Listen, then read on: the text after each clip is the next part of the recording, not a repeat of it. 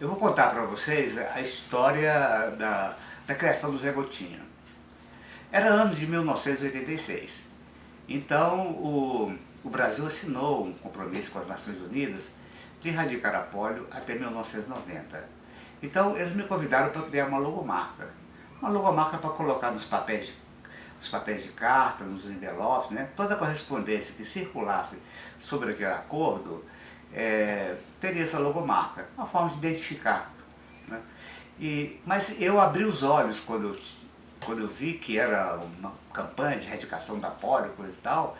Eu pensei que eu poderia criar um personagem, né? Embora essa não tenha sido a encomenda do Ministério, mas eu criei um personagem que ele é formado, né, por duas gotinhas, e ele caminhava em cima dos anos que o Brasil tinha para poder erradicar a polio, ou seja, de 1986 a 1990. Né.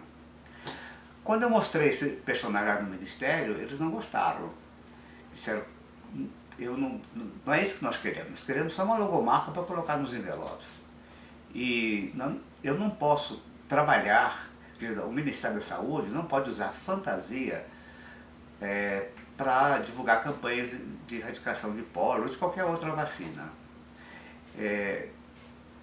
Tudo bem, então vamos gostar da logomarca como estava, e eu continuei então insistindo nessa possibilidade de fazer esse personagem ser o principal protagonista das campanhas de polio.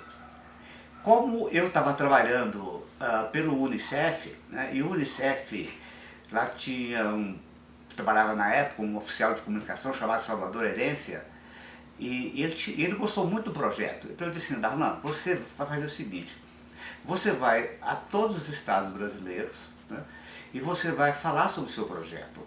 E você aproveita e você faz uma oficina de comunicação, né, para ensinar as vacinadoras, os profissionais de saúde, como fazer um cartaz para poder divulgar uma campanha de polio ou divulgar um bloqueio, essas coisas que um posto de saúde precisa de comunicar para o pessoal que mora em volta. E eu tinha feito o personagem, né, assim, de uma forma muito simples.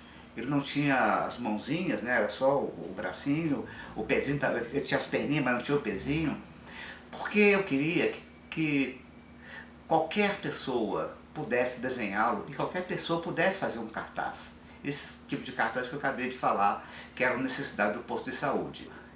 Durante um ano, eu fui de estado em estado, no final de semana, montando essas oficinas de comunicação com o pessoal da vacinação. E continuei junto com o Ministério tentando fazer com que eles aceitassem o personagem. Aí houve um passo, tá bom, você pode utilizar o personagem para poder ilustrar material gráfico sobre a vacinação. O personagem foi criado em 86, já era 87. Em 87 eu consegui que aquele bonequinho andando, que estava em cima da logomarca, fosse animado. Então quando terminava o filme, o bonequinho andava e falava, até 1990 o Brasil erradicará a polio aqui no país. Aí eu fiz a seguinte proposta ao Ministério, que tal se eles fizeram uma campanha para incentivar as crianças a dar um nome para o personagem. Aí a gente vai ver se o personagem tem ou não carisma suficiente para poder estrelar as campanhas de vacinação. A grande alegação do Ministério é que ele não poderia correr o risco de uma campanha que tem um custo muito alto, que ela não chegasse a 96% de crianças vacinadas até 5 anos. Porque o custo seria muito grande para você refazer o filme, refazer toda uma campanha que é uma mobilização nacional. Né? Então nós fizemos um filmezinho, né, e vieram 11 milhões de cartas. Foi realmente uma avalanche de cartas.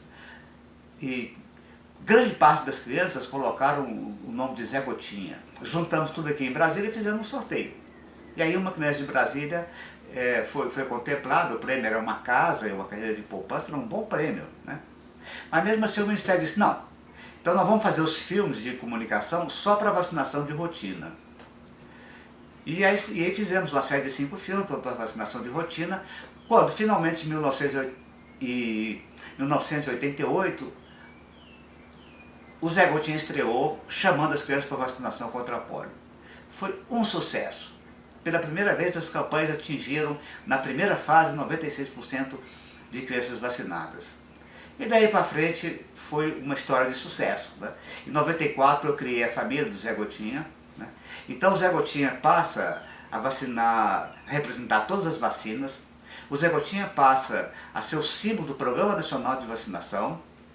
E mais, com a criação da família, o Zé Gotinha passa a ser símbolo de atenção à criança, desde da concepção até ela se tornar um adolescente. Então fizemos um filme com a mãe do Zé Gotinha, dando a luz ao irmãozinho do Zé Gotinha. O Zé Gotinha, inicialmente, ele tinha uma forma, assim que eu chamava de elemental, porque ele era a vacina. Então, embora ele não tivesse mão nem pé, mas se ele precisasse, a mãozinha aparecia. Se ele precisasse de chutar uma bola, o pezinho aparecia, né? Então ele era um multiforme, né? Ele era um ser que voava, atravessava a parede, né? Ele era um ser assim elemental, né? Não sei se explica, mas era assim que eu chamava. Quando o Zé Gotinha precisou de ir ao posto de saúde, aí eu criei a forma humana do Zé Gotinha. Aí já era um boneco de pelúcia, com mãozinha, com pezinho, né? Mais ou menos como a história dos super-heróis.